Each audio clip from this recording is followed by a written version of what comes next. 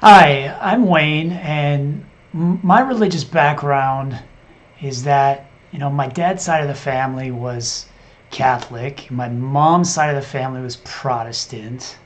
Neither one of my parents' households were very religious when they were growing up. In other words, my grandparents weren't very religious. Um, my father's side of the family, being Catholic, was Italian and French Canadian. It was both Catholic families on my dad's side, and my mom is like something like Methodist or something like that, Anglican, not very religious.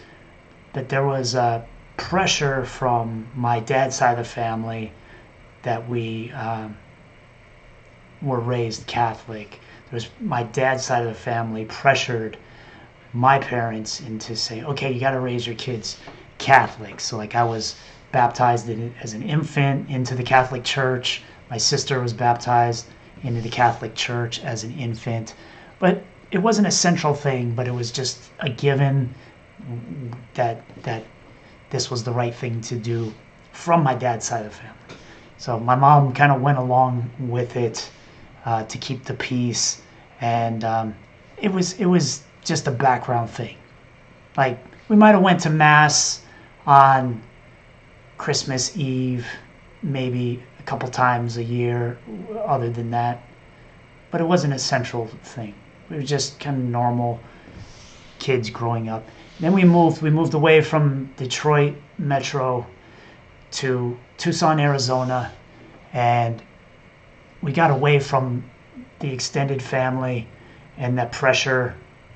And my mother became a religious seeker. She started reading books about religion and wanting to find a church. So my mom didn't want to go back to the Catholic Church. My father did. There was conflict in the family. They argued about it. My father felt more comfortable to a Catholic church or a church similar to a Catholic church that's more a liturgical style. We went to a Lutheran church for a while. We went to Episcopal church for a while. And my mom wanted to go to a Baptist church, and my dad was really uncomfortable with that. So they were arguing about it. Um, it was there was a lot of chaos, and finally, I think we even stopped going to church for a while. Then we moved. Oh, we moved to California, and we went to like a Jesus hippie church for a while, which was a kind of a throwback to the 1960s Jesus freaks. There was a lot of by this time it was the 1980s. It was like the satanic panic kind of vibe to it. Then we ended up going to like the non-denominational kind of managerial class, non-denominational kind of church where people had a little more money and it was a little nicer neighborhood, and that's where my parents were leaning to. We ended up moving away from the San Francisco Bay Area to back to Arizona. My parents became more and more conservative, more Republican, more church going. So, eventually it was very much the evangelical that you would find a lot in Arizona these days. These Bible churches, non-denominational, evangelical Christian church, a lot of American conservatism wrapped up with patriotism and a lot of keeping up the appearances of like the Norman Rockwell, ideal family. So during this time, I would go to church, be forced to go to church with my parents every Sunday, but I had friends at church. I liked it. We'd go to church camp. We'd go to youth groups on Wednesday nights, and we'd have Sunday school. But I kind of had a double life at this time. I believed the church teachings. I believed the Bible because I had what I would call spiritual experiences, and I believed it. But I had doubts.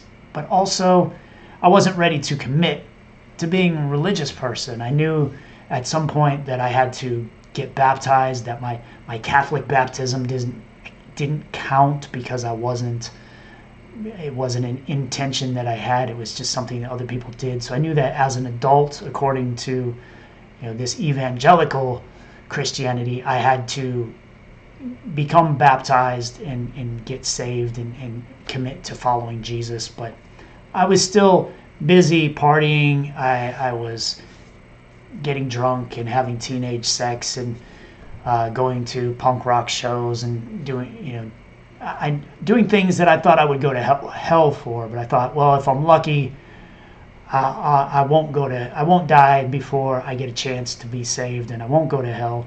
But right now, I'm doing what I'm doing. Then I ended up going into the military right after high school, and I had a tech school back in San Francisco, Mare Island, near Vallejo, California.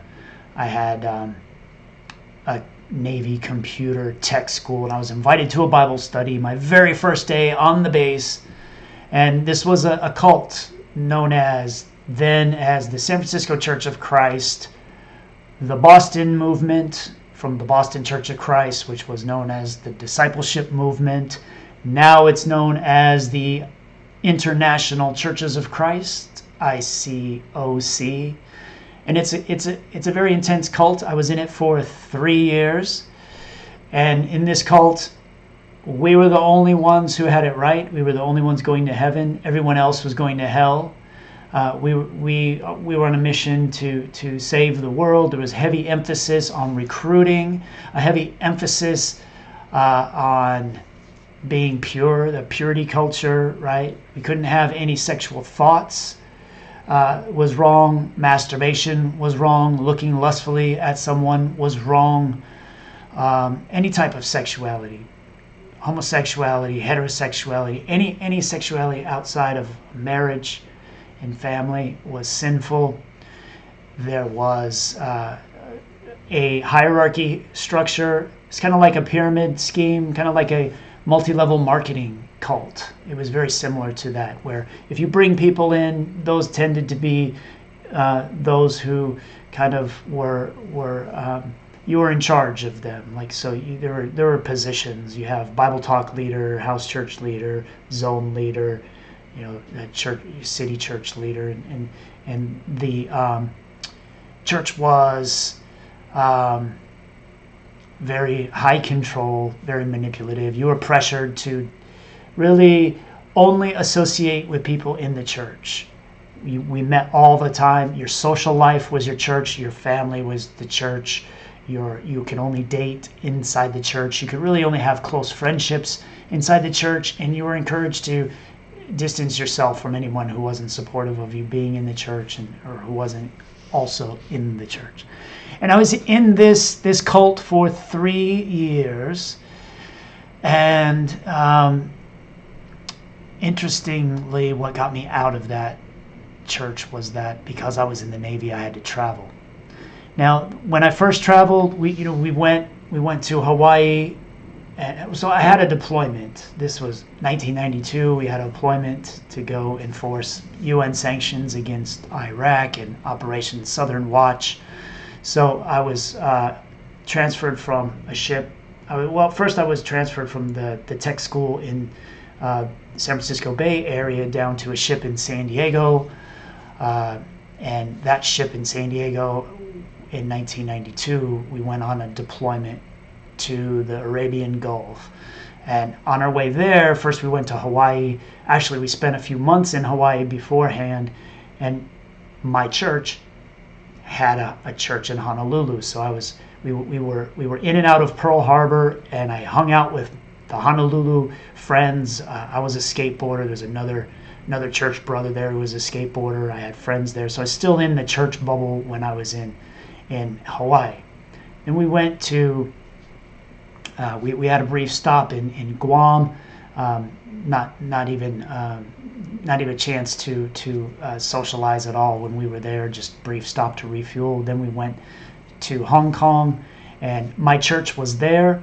I did meet up with some of the church at the Hong Kong Church of Christ, but I didn't really connect with the folks there. There was a language barrier, and I was told that there was there was not a good rapport going on with the members of the church there. That there was a lot of people questioning their faith and things like that. So I didn't really interact with the church in Hong Kong much. Mostly I just looked around the city and took pictures of all the skyscrapers and things like that.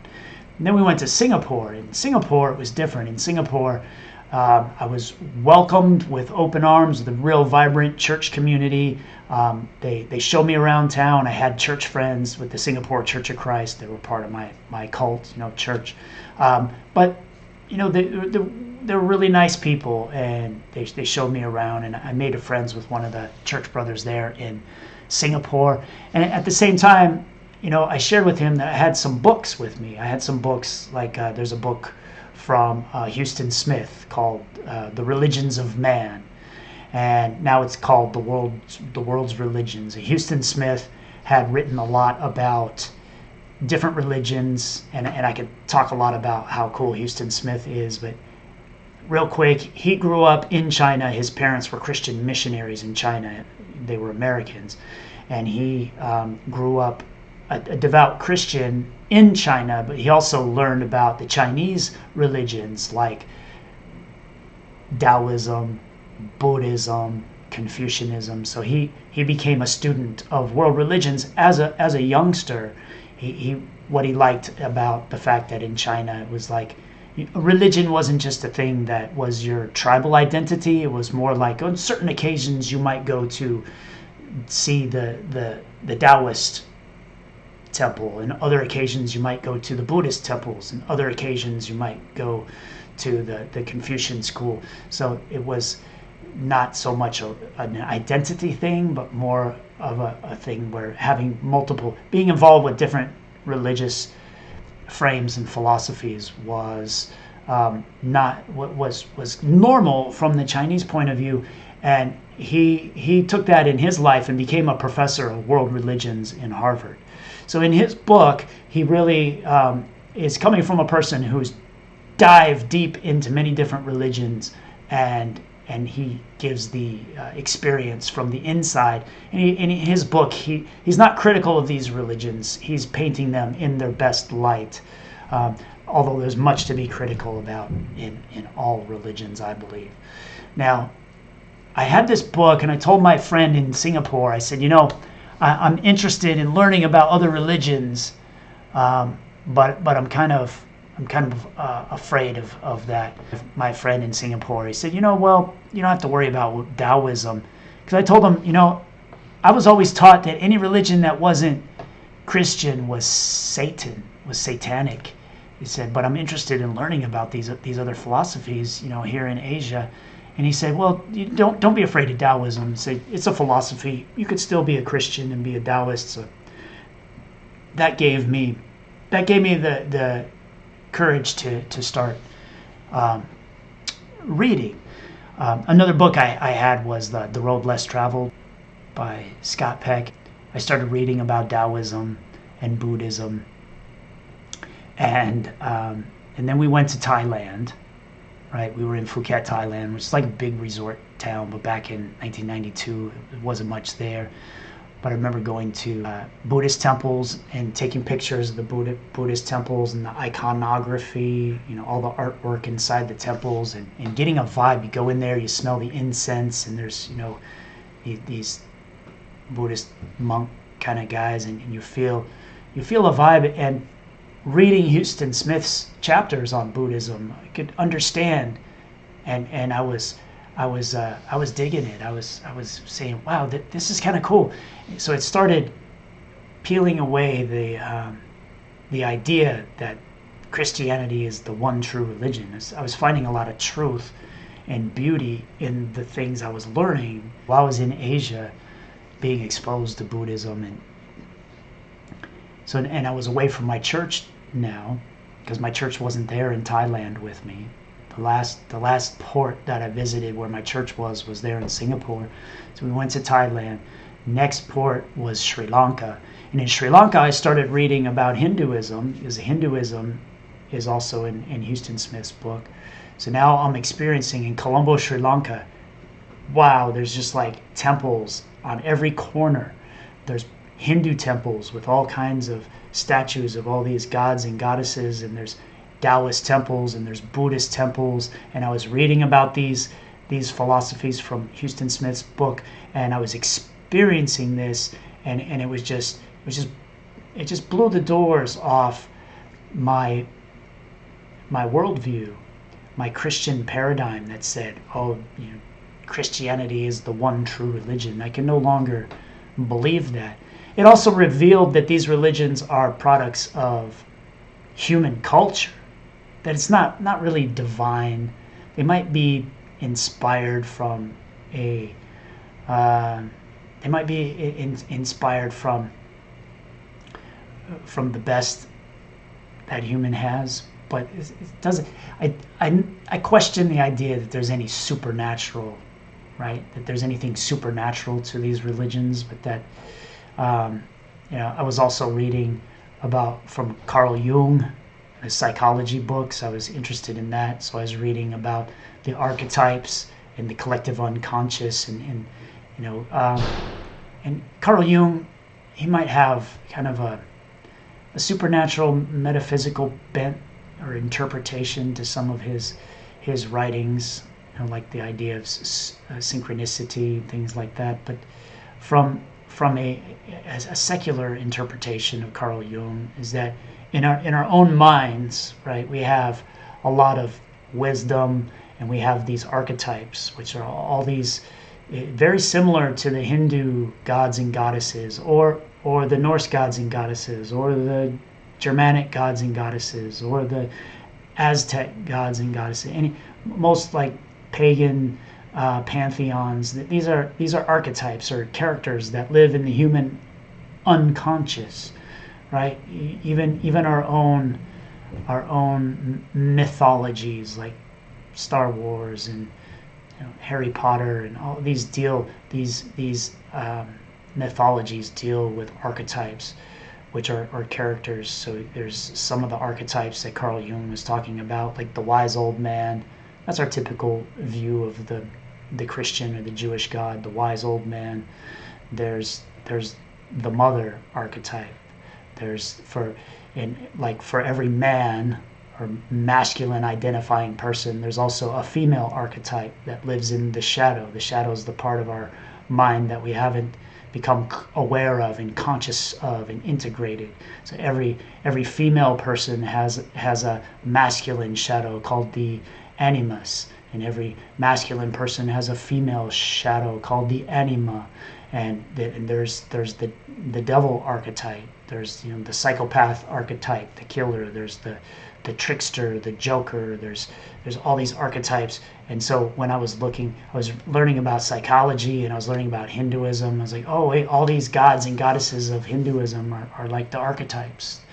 And it really, from that point on, I really started to unravel the worldview that I was taught, that I inherited from my family.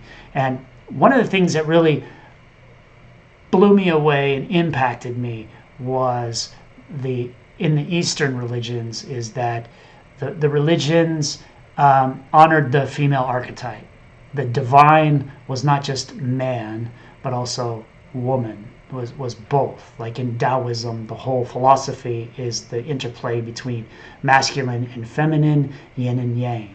In Buddhism, you have Buddha, you have Kuan Yin, female Buddha, which is like a Buddhist goddess. In the Hindu pantheon, there's gods and goddesses, and then from Sri Lanka, we went to the Middle East in the Arabian Gulf. We went to Oman, went to Bahrain, Dubai, Saudi Arabia, and there I was exposed to the patriarchal religion, like my Christianity, but from closer to the roots of where those philosophies came from, and is very patriarchal.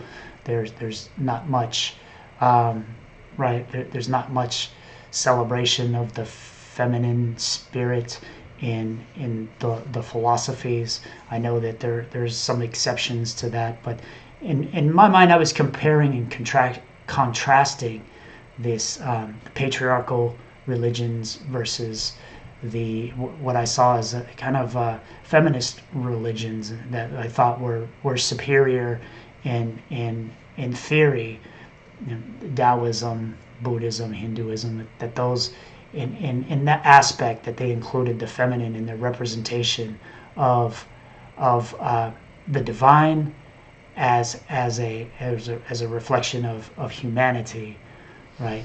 Now I know in practice,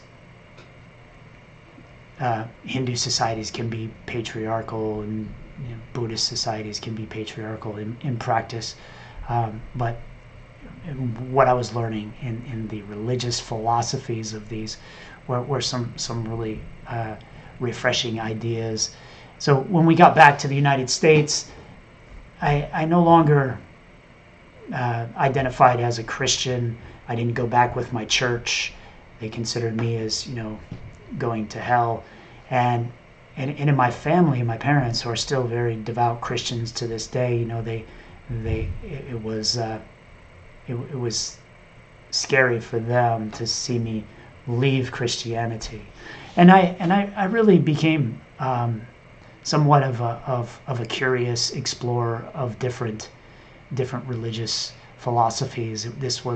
By this time it was the early 90s. A lot of my friends were taking LSD in California and going to raves in Arizona and California, and I was exploring that.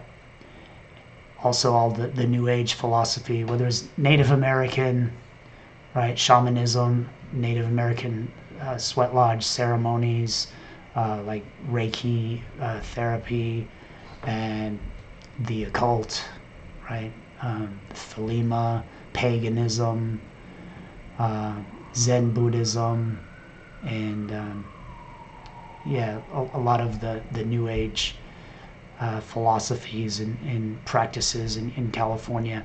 I explored and was influenced by a lot of that stuff.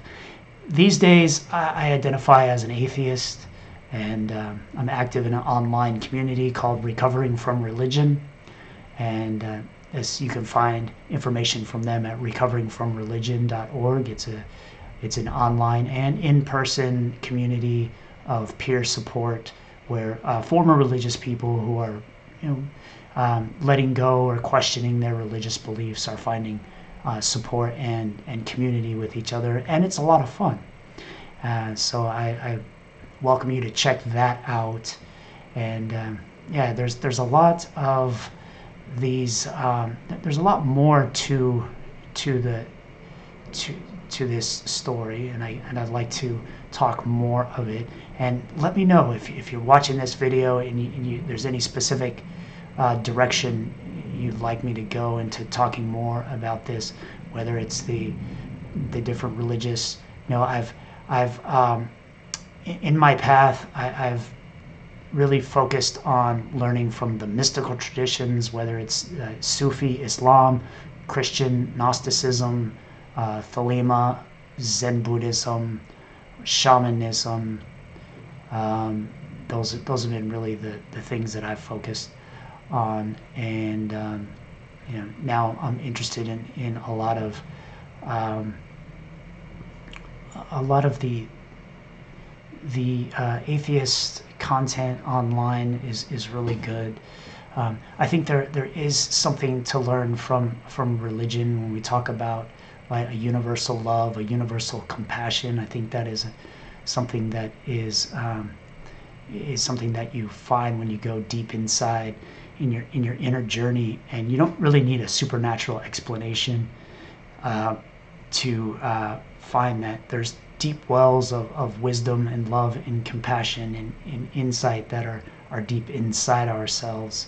And there's also the issue of religious, you know, part of my path is you know, learning about my own bisexuality that was suppressed in the religious church, and that was a common theme that came up when in the Church of Christ, is that there was a lot of honest communication, and a lot of people would be honest and open about their sexuality, having, you know, homoerotic tendencies or homoerotic experiences or fantasies or desires, and they would be open about this, and then it would be change the subject. Don't talk about that kind of thing. Yeah, that's all for now.